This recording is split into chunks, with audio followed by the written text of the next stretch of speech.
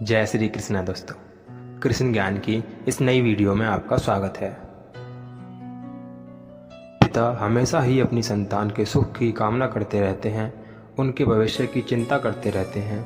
इसी कारणवश ही अपनी संतानों के भविष्य का मार्ग स्वयं निश्चित करने का प्रयत्न करते रहते हैं। जिस मार्ग पर पिता स्वयं चला है, जिस मार्ग के कंकड़ पत्थर को स्वयं देखा है, मार्ग की छाया, मार्ग की धूप को स्वयं जाना है, उसी मार्ग पर उसी का पुत्र भी चले, यही इच्छा रहती है। हर पिता की निसंदेह उत्तम भावना है ये, किंतु 3 प्रश्नों के ऊपर विचार करना हम भूल ही जाते हैं। कौन से 3 प्रश्न हैं? पहला, क्या समय के साथ प्रत्येक मार्ग बदल नहीं जाते? क्या समय हमेशा ही नई चुनौतियों को लेकर नहीं आता? तो फिर बीते हुए समय के अनुभव नई पीढ़ी को किस प्रकार लाभ दे सकते हैं? दूसरा, क्या प्रत्येक संतान अपने माता पिता की छवि होता है? हाँ, संस्कार तो संतानों को अवश्य माता पिता देते हैं, किंतु भीतर की क्षमता तो स्वयं ईश्वर देते हैं। तो जिस मार्ग पर पिता को सफलता मिली है, तो विश्वास है कि उसी मार्ग पर उसकी संतानों को भी सफलता और सुख प्राप्त होगा। और तीसरा, क्या जीवन का संघर्ष और चुनौतियाँ लाभकारी नहीं होती? क्या प्रत्येक नया प्रश्न प्रत्येक नए उत्तर का द्वार नहीं खोलता? तो फिर संतानों को नई नई चुनौतियां और नए नए प्रश्नों से दूर रखना, ये उनके लिए लाभ करना कहलाएगा या हानि पहुंचाना? अर्थात जिस प्रकार मनुष्य के भविष्य के मार्ग का निर्माण करना श्रेष्ठ है, वैसे ही संतानों के जीवन का मार्ग निश्चित करने के बदले उन्हें नए संघर्षों के साथ जूझने के लिए मनोबल और ज्ञान देना अधिक लाभदायक नहीं होगा।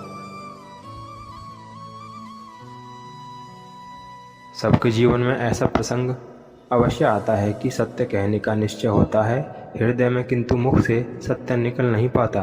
कोई भी भय मन को घेर लेता है। किसी घटना एवं प्रसंग के विषय में बात करना या स्वयं से कोई भूल हो जाए, उसके बारे में कुछ बोलना, क्या ये सत्य है? नहीं, ये तो केवल तथ्य है।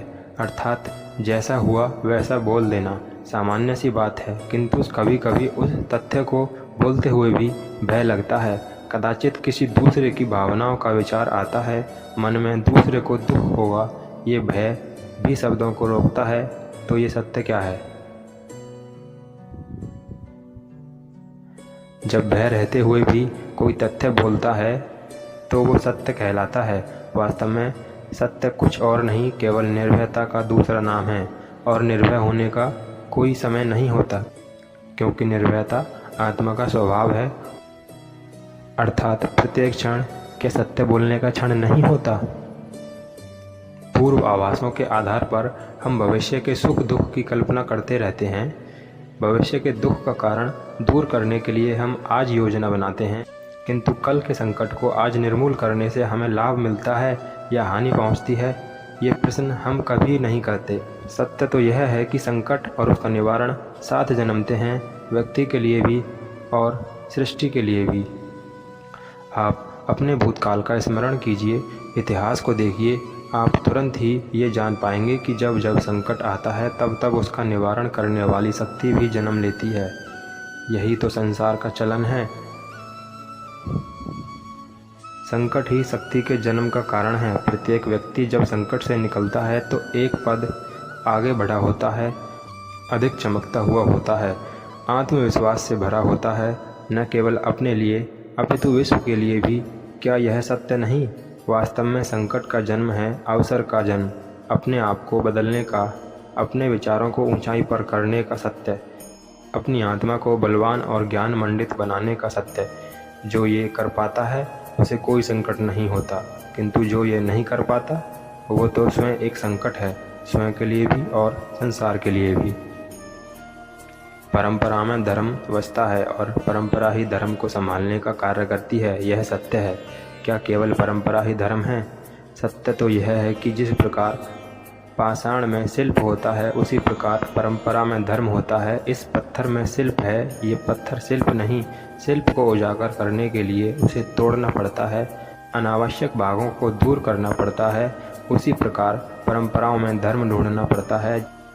जिस प्रकार मेरे द्वारा इंद्र पूजा की परंपरा को तोड़कर गोवर्धन पूजा का धर्म न ढूंढा जाता, तो यादवों को उनकी मुक्ति का मार्ग नहीं मिल पाता।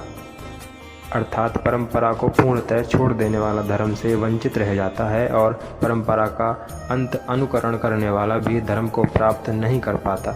कहते हैं हंस के पास नीर क्षीर विवेक होता है, दूध में मिले पानी को छोड़कर केवल दूध ही ग्रहण करता है। तो क्या सच्चा धर्म प्राप्त करने के लिए हृदय में ज्ञान से जन्मा विवेक आवश्यक है? और ऐसे विवेक के बिना जिसे धर्म मान भी लिया जाए तो वास्तव में धर्म न भी हो, ऐसा भी तो हो सकता है। भविष्य के आधार पर सब आज का निर्णय लेना चाहते हैं। भविष्य में सुख मिले तो भविष्य सुरक्षित हो, ऐसे निर्णय आज लेने का प्रयत्न रहता है सबका। आप अपने जीवन को देखिए, क्या आपके अधिकतर निर्णय के पीछे भविष्य का विचार नहीं होता? और हो भी क्यों ना, अपने जीवन को सरल और सुखमय बनाने का प्रयत्न करने का अधिकार सबका है। पर भविष्य तो कोई नहीं जानता, केवल कल्पना ही की जा सकती है।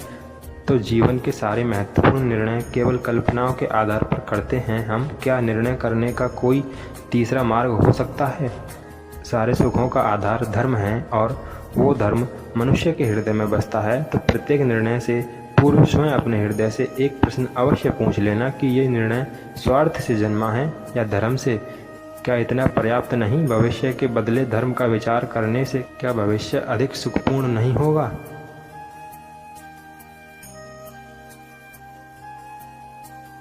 जब अपने किसी अच्छे कार्य के उत्तर में दुख प्राप्त होता है अथवा किसी के दुष्ट कार्य में सुख प्राप्त होता है तो मन अवश्य यह विचार करता है कि अच्छा कार्य करने का, धर्म के मार्ग पर चलने का तात्पर्य क्या है। पर दुष्ट आत्मा को क्या प्राप्त होता है यह भी देखिए। दुष्टता करने वाला हृदय सदा चंचल रहता है और उबलता रहता है। मन में सदा नए नए संघर्ष उत्पन्न होते हैं। अविश्वास उसे जीवन भर दौड़ाता है। तो क्या यह सुख है? जबकि धर्म पर चलने वाला, अच्छा कार्य करने वाला सब चरित्र व्यक्ति हृदय शांत रहता है। परिस्थितियाँ उसके जीवन में बाधाएं नहीं बनती। समाज में सम्मान और मन में संतोष रहता है सदा। अर्थात अच्छा बर्ताव भविष्य में किसी सुख का मार्ग नहीं, अच्छा बर्ताव स्वयं सुख है। अथवा बुरा बर्ताव भविष्य में किसी दुख का मार्ग नहीं, बुरा बर्ताव स्वयं दुख है। अधर्म उसी क्षण दुख उत्पन्न करता है। अर्थात धर्म से सुख नहीं, धर्म स्वयं सुख है। मनुष्य के जीवन का चालक है भय। मनुष्य सदा ही भय का कारण ढूंढ लेता है। जीवन में हम जिन मार्गों का चुनाव करते हैं वो चुनाव भी हम भय के कारण ही लेते हैं, किंतु यह भय वास्तविक होता है। भय का अर्थ है आने वाले समय में विपत्ति की कल्पना करना, किंतु समय का स्वामी कौन है? न हम समय के स्वामी हैं और न हमारे शत्रु।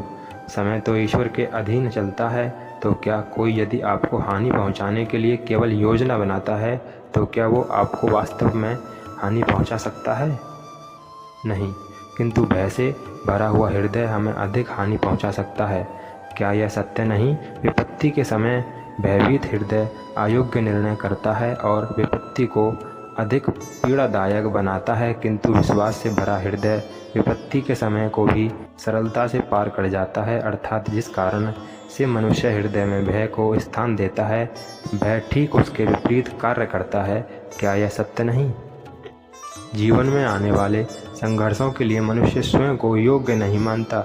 जब उसे अपने ही बल पर विश्वास नहीं रहता तब वो सद्गुणों को त्याग कर दुर्गुणों को अपनाता है। मनुष्य के जीवन में दुर्गुणता जन्म ही तब लेती है जब उसके जीवन में आत्मविश्वास नहीं होता। आत्मविश्वास ही अच्छाई को धारण करता है। ये आत्मविश्वास जब मनुष्य यह मानता है कि जीवन का संघर्ष उसे दुर्बल बनाता है तो उसे अपने ऊपर विश्वास नहीं रहता। वो संघर्ष के पार जाने के बदले संघर्ष से छूटने का उपाय ढूंढने लगता है, किंतु वह जब यह समझता है कि यह संघर्ष उसे अधिक शक्तिशाली बनाते हैं, ठीक वैसे जैसे व्यायाम करने से देह की शक्ति बढ़ती है तो प्रत्येक संघर्ष के साथ उसका उत्साह बढ़ता है। अर्थात आत्मविश्वास और कुछ भी नहीं, सिर्फ मन की स्थिति है। जीवन को देखने का दृष्टिकोण मात्र है और जीवन का दृष्टिकोण मनुष्य के अपने वश में होता है।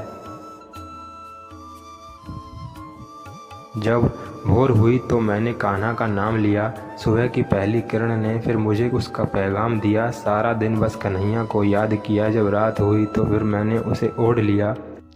तो दोस्तों, कैसी लगी आपको ये वीडियो हमें कमेंट करके ज़रूर बताएं। यदि वीडियो पसंद आई तो वीडियो को लाइक करें, शेयर करें। अगर आप चैनल पर नए हैं तो सब्सक्राइब बटन दबाकर बेल आइकन को प्रेस कर दें, ताकि ऐसी ही आने वाली हर वीडियो की नोटिफिकेशन आपको आसानी से मिल सके। जय श्री कृष्णा, राधे राधे।